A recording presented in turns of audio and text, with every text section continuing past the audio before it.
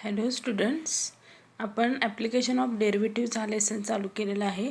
त्यामधील आपण एक्झरसाइज बघतोय 2.1. तर बघा एक्झाम्पल्स काय आहे बघा.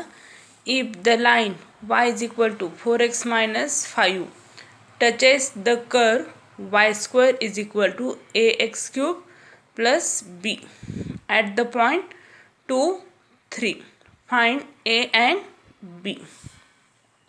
बघा ए आणि बीचे व्हॅल्यू फाइंड आउट करायचे. त्यासाठी काय सांगितले, इफ द लाईनचं इक्वेशन दिले y is equal to 4x minus 5 touches the curve. ही लाईन टच होते त्या कर्वला. कोणता कर्व आहे तर y² is equal to ax³ plus b at the point 2, 3 या पॉईंटमध्ये ती टच होते म्हणून सांगितले. आपल्याला फाइंड आउट करायचं आहे ए आणि बीच्या व्हॅल्यू. तरी ते कर्व काय दिलं आहे बघा, y² is equal to ax³ plus b. मग डिफरन्शिएट करा with respect to x. Differentiate केलं तर काय होईल, y² derivative 2y into dy/dx is equal to a x³ derivative 3x² plus b constant आहे, बीचं डेरिव्हेटिव्ह 0 येणार आहे. म्हणजे काय येईल इथं 3ax². dy/dx ची व्हॅल्यू काय येईल बघा, dy/dx इज इक्वल टू हा 2y मल्टिप्लाय आहे, इकडे आल्यानंतर डिवाइड होईल. म्हणजे dy/dx is equal to 3ax² upon 2y. आता dy/dx ची व्हॅल्यू फाइंड आउट करायची ॲट 2, 3 ह्या पॉईंटला. dy/dx किती येतोय बघा, 3ax ची व्हॅल्यू 2चा स्क्वेअर अपॉन 2y म्हणजे 2 इंटू 3 म्हणजे 2चा square 4 into 3 12a upon 2 into 3 6 म्हणजेच 12a अपॉन 6 म्हणजेच 2a येणार आहे. मग आता स्लोप ऑफ द लाईन, हा स्लोप ऑफ टँजेंट फाइंड केला dy/dx ॲट पॉईंट 2, 3 म्हणजे स्लोप ऑफ टँजेंट किती आला आहे तर 2a. नंतर स्लोप ऑफ द लाईनचं इक्वेशन काय आहे तर y is equal to 4x minus 5. मग स्लोप ऑफ द लाईन काय येईल बघा, m इज इक्वल टू काय येईल मायनस a अपॉन b. आपण लाईनचं इक्वेशन फाइंड करण्यासाठी हा फॉर्म्युला आहे मायनस a अपॉन b. म्हणजेच मायनस एची व्हॅल्यू किती आहे 4 आणि बीची व्हॅल्यू किती आहे तर -1. हा y जर इकडे घेतला तर -y होईल. म्हणजे बीची व्हॅल्यू येणार आहे -1. मग -4 अपॉन -1 ॲन्सर येणार आहे 4. म्हणजे स्लोप ऑफ द लाईन आलं आहे 4 आणि स्लोप ऑफ टँजेंट आलं आहे 2a. मग इथं काय सांगितलं आहे बघा, लाईन टचेस द कर्व. म्हणजे जी लाईन आहे ती टच होते त्या कर्वला. त्यामुळे इथे काय येणार आहे slope of tangent is equal to slope of the line. मग टँजेंट किती आहे तर 2a इज इक्वल टू 4 म्हणजेच एची व्हॅल्यू येणार आहे 2a इज इक्वल टू 4 असेल तर ए किती येणार आहे 2. मग आता एची व्हॅल्यू फाइंड आउट केली. आता आपल्याला बीची व्हॅल्यू फाइंड आउट करायची. काय होईल बघा, since 2, 3 lies on the curve y² is equal to ax³ plus b. म्हणजे बघा since 2, 3 lies on the curve y² is equal to ax³ plus b. माझं इथे काय येईल बघा, yची व्हॅल्यू 3 येणार आहे आणि एक्सची व्हॅल्यू 2 म्हणजे 3चा square is equal to a into x³ म्हणजे 2चा क्यूब प्लस बी म्हणजेच 9 इज इक्वल टू 2चा क्यूब 8a प्लस बी. एची व्हॅल्यू माहिती आहे आपल्याला 2 म्हणजे 9 is equal to 8 into 2 plus b. 8 into 2 16 इकडे आला तर 9 मायनस 16 होईल इज इक्वल टू बी आणि 9 मायनस 16 -7 येणार आहे. म्हणजे एची व्हॅल्यू जर 2 असेल तर बीची व्हॅल्यू येणार आहे -7 आणि आपल्याला हेच फाइंड आउट करायला सांगितलेलं आहे. फाइंड द व्हॅल्यू ऑफ ए आणि बी. ए इज इक्वल टू 2 आलं आहे आणि बी इज इक्वल टू -7 आलं आहे. तसंच बघा नेक्स्ट एक्झाम्पल आहे, a spherical soap bubble is expanding so that its radius is increasing at the rate of 0.02 centimeter per second. At what rate is the surface area increasing when its radius is 5 centimeter? बघा काय सांगितलं, spherical soap bubble म्हणजे जे आपण soap bubble म्हणजे माहिती आहे साबणाचे जो फेस होतो त्यामध्ये आपल्याला असे बबल तयार होताना दिसतात. ते बबल कसे आहेत तर स्पेरिकल आहेत म्हणून सांगितले. स्पेरिकल सोप बबल काय सांगितले, एक्सपांड होतात ते so that it's radius is increasing, त्याची रेडियस इन्क्रीजिंग होते at the rate of 0.02 centimetre per second. ठीक आहे. आणि at what rate is the surface area increasing when its radius is 5 centimetre. म्हणजे रेडियस 5 सेंटीमीटर असताना त्याचा रेट, सरफेस एरियाचा रेट किती असेल आपल्याला फाइंड आउट करायचं. म्हणजे ds/dt ची व्हॅल्यू फाइंड आउट करायची. मग त्यासाठी बघा आर जर आपण घेतलं रेडियस आणि एस बी जर सरफेस एरिया घेतला तर फॉर्म्युला काय येणार आहे. एस सरफेस एरिया काय येणार आहे, स्पेरिकल सोप बबल, म्हणजे त्याचा सरफेस एरिया काय येणार आहे 4πr². एस म्हणजे surface area. S is equal to काय येणार आहे तर 4πr². म्हणजे डिफरन्शिएट करा with respect to t. ds/dt is equal to काय येईल 4π आहे असंच r²चं डेरिव्हेटिव्ह 2r आणि परत r with respect to t dr/dt येणार आहे. म्हणजे ds/dt is equal to 4 × 2 8πr dr/dt. याला इक्वेशन नंबर 1 द्या. आता काय सांगितले बघा आपल्याला कशा कशाच्या व्हॅल्यू दिल्यात. It's radius is increasing at the rate of, म्हणजे dr/dt व्हॅल्यू दिली. किती दिले 0.02 centimetre per second. And radius दिले, रेडियस किती दिले 5 सेंटीमीटर. म्हणजे dr/dt व्हॅल्यू दिले 0.02 आणि आरची व्हॅल्यू दिले 5 सेंटीमीटर. आणि आपल्याला फाइंड आउट करायचं आहे ds/dt.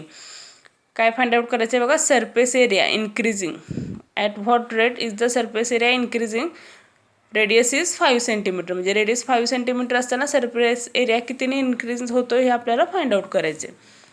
मग ह्या सगळ्या व्हॅल्यू आर आणि dr/dtची व्हॅल्यू आपण इक्वेशन 1मध्ये पुट केली तर काय होईल, ds/dt इज इक्वल टू 8π आहे असंच, आरची व्हॅल्यू 5 आहे आणि dr/dtची व्हॅल्यू 0.02 आहे.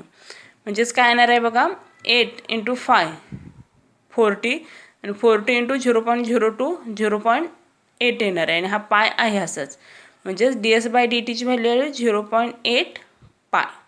म्हणजे hence surface area of the soap bubble is increasing at the rate of 0.8 pi centimetre square per second. Area आहे त्यामुळे सेंटीमीटर स्क्वेअर येणार आहे युनिट. ठीक आहे. तसंच बघा नेक्स्ट दिले, the surface area of a spherical balloon is increasing at the rate of 2 cm² per second. At what rate is the volume of the balloon is increasing when the radius of the balloon is 6 cm. बघा आपल्याला काय दिले इथे, surface area of a spherical balloon, जे spherical balloon असतात त्याचा surface area दिला आहे. काय दिलं आहे बघा, is increasing at the rate of 2 cm² per second. म्हणजे ds/dtची व्हॅल्यू दिली, सरफेस एरिया म्हणजेच ds/dtची व्हॅल्यू दिली आणि फाइंड आउट करायचं at what rate is the volume of the balloon is increasing. म्हणजेच व्हॉल्यूम फाइंड आउट करायचं बलूनचा, म्हणजे dv/dt फाइंड आउट करायचे. when the radius of the balloon is 6 cm. म्हणजे रेडियस 6 सेंटीमीटर असताना बलूनचा व्हॉल्यूम कितीने इन्क्रीज होतो हे आपल्याला फाइंड आउट करायचे. तर बघा इथे same r be the radius, s be the surface area and v be the volume of the spherical balloon. बघा आर झाली रेडियस, एस झाला सरफेस एरिया आणि v be the volume of the spherical balloon. आता surface एरियाचा formula काय आहे आपण वरती बघितला आहे, S is equal to 4πr² आणि व्हीचा फॉर्म्युला काय आहे तर volume of a spherical balloon. म्हणजे स्पेरिकल जे स्पेस असतात म्हणजे स्पेरिकल त्याचा व्हॉल्यूम हा फॉर्म्युला आहे. सरफेस एरिया 4πr² असतो आणि व्हॉल्यूम 4π/3 r³. मग आता इथे हे दोन्ही डिफरन्शिएट करायचे आहे विथ रिस्पेक्ट टू टी. तर काय होईल बघा इथे ds/dt इज इक्वल टू 4π आहे असंच, r² डेरिव्हेटिव्ह 2r आणि परत r with respect to t dr/dt. म्हणजेच काय येणार ds/dt is equal to 8πr dr/dt. याला इक्वेशन नंबर 1 द्या. आणि dv/dt हा जर डिफरन्शिएट केला विथ रिस्पेक्ट टू टी तर काय येईल dv/dt इज इक्वल टू 4π/3 आहे असंच, r³ डेरिव्हेटिव्ह काय येईल आर क्यूबचं डेरिव्हेटिव्ह 3r² आणि परत आरचं डेरिव्हेटिव्ह dr/dt. मग इथे 3 कॅन्सल होईल, फक्त काय राहील 4πr² dr/dt. म्हणजे dv/dtची व्हॅल्यू येणार आहे 4πr² dr/dt. बघा इथे ds/dtची व्हॅल्यू फाइंड केली आपण 8πr dr/dt. इक्वेशन नंबर 1 दिलं आणि dv/dtची व्हॅल्यू आली 4πr² dr/dt. तर आता इथे आपल्याला काय फाइंड आउट करायचं आहे बघा, dv/dtची व्हॅल्यू फाइंड आउट करायचं आहे. मग हाच फॉर्म्युला यूज करायचा. इथे रेडियस माहिती आहे आपल्याला, इथे फाइंड आउट काय करावं लागेल, dr/dtची व्हॅल्यू फाइंड आउट करावी लागेल. मग इक्वेशन 1 वरून dr/dtची व्हॅल्यू फाइंड आउट करूया. फ्रॉम 1 काय येईल बघा, dr/dt इज इक्वल टू काय येईल 8πr मल्टिप्लाय आहे dr/dt. इकडे आल्यानंतर काय होईल ते डिवाइड होईल, म्हणजे 1/8πr ds/dt. म्हणजेच dv/dt काय येणार आहे, dv/dt is equal to 4πr² into 1/8πr ds/dt. ह्या dr/dtची व्हॅल्यू ही पुट केली 1/8πr ds/dt. माझा इथे काय कॅन्सल होईल बघा, पाय आणि हा पाय कॅन्सल होईल, हा आर आणि इथला एक आर कॅन्सल होईल, फक्त इथे काय 4 आणि इथे 2 येईल. म्हणजेच काय येईल r/2 ds/dt. याला इक्वेशन नंबर 2 द्या. आता आपल्याला व्हॅल्यू दिली ds/dtची व्हॅल्यू दिलेली काय होती तर 2 cm²/s आणि आरची व्हॅल्यू दिली ती 6 cm. आता याच्यामध्ये व्हॅल्यू पुट करा इक्वेशन 2मध्ये. काय होईल बघा, dv/dt इज इक्वल टू आरची व्हॅल्यू 6 म्हणजे 6/2 आणि ds/dtची व्हॅल्यू होती 2.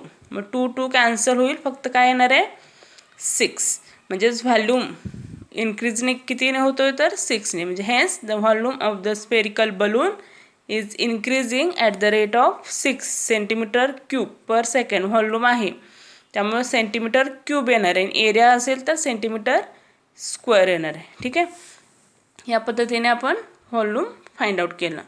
तसंच नेक्स्ट बघा काय सांगितलं आहे, the volume of a sphere increases at the rate of 20 cm³/s. Volume increase होतो म्हणून सांगितले, म्हणजे dv/dtची व्हॅल्यू दिली 20 cm³/s. Find the rate of change of its surface area. Find the rate of change of its surface area म्हणजे ds/dtचीच value find out करायचं आहे. When its radius is 5 cm. Radius 5 cm असताना त्याचा सरफेस एरिया फाइंड आउट करायचे. तर बघा इथे पण सेम, आर घेतला आपण रेडियस, एस घेतला सरफेस एरिया आणि व्ही घेतला व्हॉल्यूम ऑफ द स्पियर. मग same formula, S surface area formula काय येणार आहे 4πr² आणि व्हॉल्यूमचा फॉर्म्युला काय येणार आहे 4/3πr³. मग डिफरन्शिएट करा विथ रिस्पेक्ट टू टी. काय होईल ds/dt इज इक्वल टू 4π आहे असंच r² डेरिव्हेटिव्ह 2r dr/dt म्हणजेच 8πr dr/dt. आणि dv/dt व्ही डिफरन्शिएट केला तर काय होईल dv/dt is equal to 4π/3 r³ derivative 3r² into dr/dt. 3 cancel होईल 4πr² dr/dt. हे झालं इक्वेशन 1. आता इक्वेशन 1 वरून आपण dr/dtची व्हॅल्यू फाइंड आउट करूया आणि ती परत इथे पुट करायची, कारण की आपल्याला ds/dtची व्हॅल्यू फाइंड आउट करायची. मग फ्रॉम इक्वेशन 1 dr/dt काय येईल, हा 4πr² इकडे डिवाइड होईल, म्हणजे 1/4πr² dv/dt. आणि मग ही व्हॅल्यू इथे पुट करा. काय येईल बघा, therefore ds/dt is equal to हा 8πr आहे असाच इंटू dr/dtची व्हॅल्यू काय आहे तर 1/4πr² इंटू dv/dt. आता इथे बघा हा पाय कॅन्सल होईल, इथला आर आणि इथला एक आर कॅन्सल होईल आणि 4 इंटू 2 8 म्हणजे 2/r dv/dt. याला इक्वेशन नंबर 2 द्या. आता बघा आपल्याला काय काय दिले, volume of the sphere increases at the rate of 20 cm³/s. म्हणजे व्हॉल्यूम दिलं आहे आपल्याला, dv/dtची व्हॅल्यू दिली, किती दिले तर 20 cm³/s आणि रेडियस किती दिले 5 cm. मग ही सगळी व्हॅल्यू इक्वेशन 2मध्ये पुट करा. काय होईल ds/dt is equal to 2/5 into 20. मग 2/5 इंटू 20 किती येईल, इथे भाग जातोय 5 × 4 म्हणजे 2 × 4 8 येणार आहे. म्हणजे आपला आन्सर येतं 8. म्हणजे hence the surface area of the sphere is changing at the rate of 8 centimetre square per second. Area आहे त्यामुळं स्क्वेअर येणार आहे. ठीक आहे, आन्सर येणार आहे आपलं 8. ठीक आहे, आता इथे नेक्स्ट पॉईंट आहे बघा, increasing and decreasing functions. Increasing and decreasing function कसं फाइंड आउट करायचं आहे बघा. फर्स्ट आहे इन्क्रीजिंग फंक्शन्स. त्यामध्ये काय येणार आहे बघा, the function y is equal to f of x is said to be and increasing function of x in the interval ab if f of x2 greater than f of x1, x2 greater than x1 in the interval ab. Increasing फंक्शनचा slope असा येणार आहे, curve हा increase होत जाणार आहे. जिथून line find out करा, ए बी हा x1 x2, इथे f of x1 f of x2 येणार आहे. म्हणजे फक्त इन्क्रीजिंगचा स्लोप फाइंड आउट केला इथे. बघा काय सांगले, इन्क्रीजिंग फंक्शन कधी असणार आहे, the function y is equal to f of x is said to be an increasing function of x in the interval a b if f of x2 greater than f of x1. म्हणजे f of x2ची value जर f of x1 पेक्षा मोठी असेल तर दिलेलं function हे increasing function असणार आहे. म्हणजे थोडक्यात डेरिव्हेटिव्ह आपण फाइंड आउट केलं आणि डेरिव्हेटिव्हची व्हॅल्यू f' ग्रेटर दॅन 0 येत असेल तर दिलेलं फंक्शन हे इन्क्रीजिंग फंक्शन असणार आहे. तसंच डिक्रीजिंग फंक्शन बघा, function y is equal to f of x is said to be an decreasing function of x in the interval ab if f of x2 less than f of x1, x2 greater than x1. बघा decreasing फंक्शनचा slope असणार आहे, decrease होत जाणार आहे slope. ठीक आहे, इकडून मी इथे ए येणार, इकडे बी येणार, x1 x2 f of x1 f of x2. इथे f of x1 मोठा आहे f of x2 पेक्षा, f of x1 greater than f of x2. ठीक आहे, तर इन्क्रीजिंग फंक्शन आणि डिक्रीजिंग फंक्शन. इन्क्रीजिंग फंक्शन म्हणजे थोडक्यात लक्षात ठेवा, जी आपल्याला कर्व दिला असेल त्याचा आपण डेरिव्हेटिव्ह फाइंड आउट करायचं आहे आणि डेरिव्हेटिव्ह जर 0पेक्षा मोठं येत असेल तर इन्क्रीजिंग फंक्शन असणार आहे.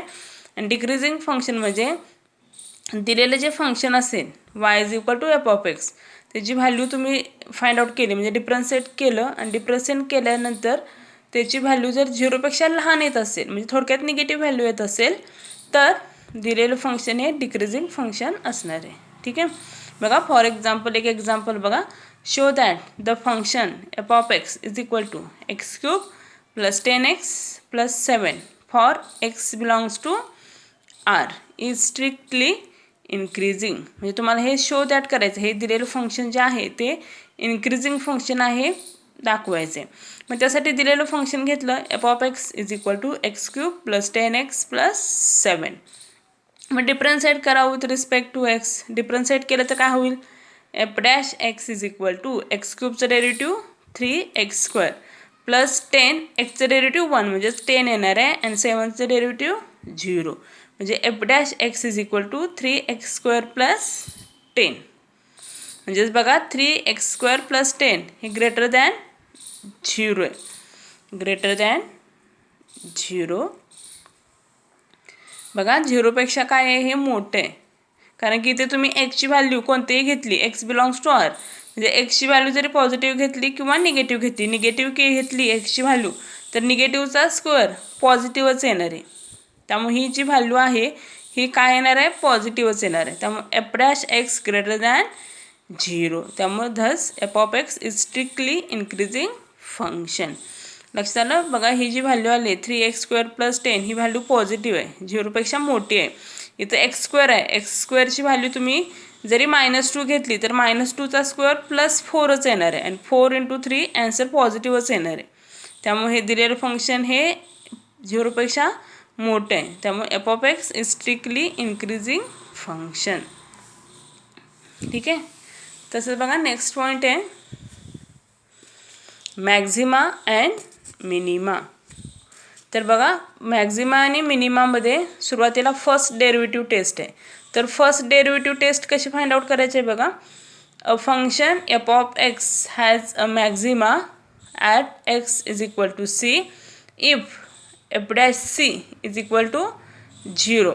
म्हणजे एफ डॅश सीची व्हॅल्यू 0 यायला पाहिजे. नेक्स्ट आहे f dash c minus h greater than 0 and third आहे f dash c plus h less than 0 where h is small positive number. बघा काय सांगितले फर्स्ट डेरिव्हेटिव्ह टेस्टमध्ये काय आहे function f of x has a maxima at x is equal to c if f dash c is equal to 0. Second आहे f dash c minus h greater than 0 and third आहे f dash c plus h less than 0 आणि where h is small positive number. तसंच a function f of x has a minima. मिनिमाची condition काय बघा at x is equal to c if f dash c is equal to 0 f dash c minus h less than 0 आणि f dash c plus h greater than 0. याच्या उलट आहेत फक्त condition. F dash c minus h less than 0 आणि f dash c plus h greater than 0 where h is small positive number. तर इथे बघा note एक दिले if f dash c is equal to 0 and f dash c minus h greater than 0 f dash c plus h greater than 0 or f dash c minus h less than 0 f dash c plus h less than 0 then f of c is neither maxima nor minima. In such a case x is equal to c is called a point of inflection. म्हणजे बघा इथे मॅक्झिमाला काय आहे बघा f dash c minus एचची value 0पेक्षा मोठी आहे आणि सी प्लस एचची व्हॅल्यू 0पेक्षा लहान आहे आणि इथे मिनिमाला काय आहे तर एफ डॅश सी मायनस एचची व्हॅल्यू 0पेक्षा लहान आहे आणि एफ डॅश सी प्लस एचची व्हॅल्यू 0पेक्षा मोठी आहे. म्हणजेच काय बघा f dash c minus h greater than 0 आणि f dash c plus h greater than 0 म्हणजे दोन्ही व्हॅल्यू जर 0पेक्षा मोठ्या असतील सी मायनस एच आणि सी प्लस एचच्या किंवा f dash c minus h less than 0 आणि f dash c plus h less than 0 येत असेल तर काय असणार आहे f of c is neither maxima nor minima. कारण की इथे एक व्हॅल्यू ग्रेटर पाहिजे आणि एक व्हॅल्यू लेस पाहिजे. इथं दोन्ही व्हॅल्यू ग्रेटर दॅन आहेत 0 आणि ते दोन्ही व्हॅल्यू 0पेक्षा लहान आहेत. असं असेल तर सी काय असणार आहे नायदर मॅक्झिमा नॉर मिनिमा आणि in such A case x is equal to C is called a point of inflection म्हणतात. ठीक आहे झाली फर्स्ट डेरिव्हेटिव्ह टेस्ट. आता सेकंड डेरिव्हेटिव्ह टेस्ट काय आहे बघा a function f of x has a maxima at x is equal to c if f dash c is equal to 0 and f double dash c less than 0. बघा काय सांगितलं function f of x has a maxima at x is equal to c if f dash c is equal to 0 and f double dash c less than 0. तसंच a function f of x has a minima at x is equal to c if f dash c is equal to 0 and f double dash c greater than 0.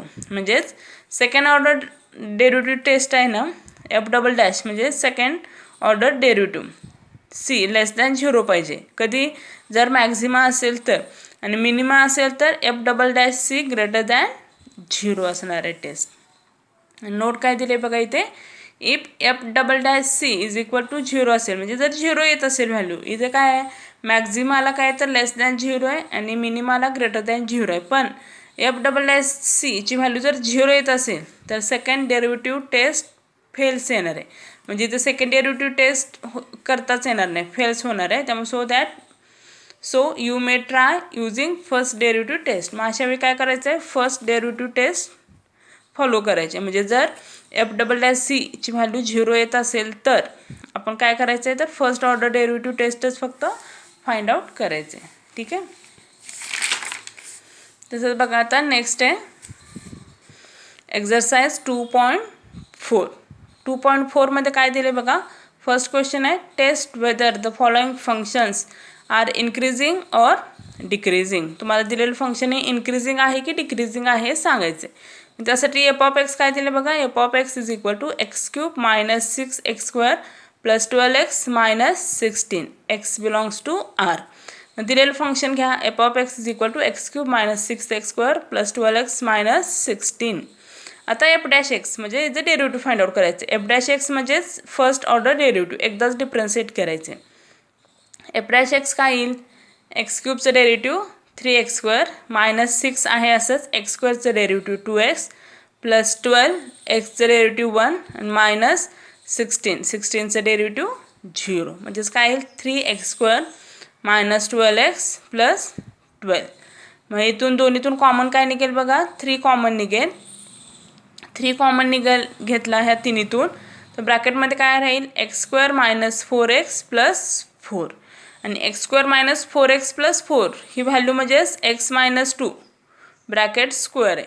ह्याचा square केला तर हीच value येणार आहे x² minus 4x plus 4 म्हणजे ह्याच्यासाठी जी ब्रॅकेटमध्ये value आहे x² minus 4x plus 4 ह्या व्हॅल्यूसाठी आपण x मायनस 2 ब्रॅकेट स्क्वेअर घेतले आणि ही व्हॅल्यू 0पेक्षा मोठी आहे greater than or equal to 0 for all x belongs to r. सगळ्या xच्या व्हॅल्यूसाठी व्हॅल्यू पॉझिटिव्ह येणार आहे कारण की स्क्वेअर आहे. स्क्वेअर केला तर नेहमी निगेटिव्हचा स्क्वेअर पॉझिटिव्हच येतो त्यामुळे पॉझिटिव्ह इंटू पॉझिटिव्ह नंबर पॉझिटिव्हच येणार आहे. त्यामुळे इथे काय येणार आहे ही value greater than or equal to 0 येणार आहे. त्यामुळे f' greater than or equal to 0 for all x belongs to r. म्हणजेच f is increasing for all x belongs to r. म्हणजे f हे दिलेलं फंक्शन इन्क्रीजिंग फंक्शन आहे. तसंच बघा नेक्स्ट दिले f of x is equal to 2 minus 3x plus 3x² minus x³ x belongs to r. म्हणजे x हा real number आहे. रिअल नंबर म्हणजे पॉझिटिव्ह पण नंबर असतील आणि निगेटिव्ह पण नंबर असतील. मग इथे f ऑफ x दिलेला नंबर घ्या 2 minus 3x plus 3x² minus x³. First order derivative find out करा. f' इज इक्वल टू काय येईल 2चं डेरिव्हेटिव्ह 0 मायनस 3 xचं डेरिव्हेटिव्ह 1 येणार आहे प्लस 3 x²चं derivative 2x minus x³ derivative 3x². म्हणजेच काय येईल बघा इथे minus 3 plus 6x minus 3x². मग ह्या सगळ्यात तिन्ही टर्ममधून मायनस 3 कॉमन घेतलं तर काय होईल बघा मायनस 3 कॉमन घेतलं तरी ते मायनस x² होणार आहे. मायनस साईन कॉमन घेतल्यामुळं प्लस x² होईल. इथं मायनस साईन कॉमन घेतले त्यामुळे इथं काय येणार 2x मायनस 2x आणि मायनस 3 इथं कॉमन घेतल्यामुळं प्लस 1 राहणार म्हणजे x² मायनस 2x प्लस 1 आणि ही ब्रॅकेटमध्ये जी व्हॅल्यू आहे ती कशात स्क्वेअर आहे तर x मायनस 1 ब्रॅकेट स्क्वेअर. आता ही स्क्वेअरची टर्म ही नेहमी पॉझिटिव्हच असते पण positive into minus 3 negative number आहे म्हणजेच निगेटिव्ह व्हॅल्यू येणार आहे. त्यामुळे ही काय असणार आहे less than or equal to 0 for all x belongs to r. म्हणजेच f' less than or equal to 0 आले for all x belongs to r.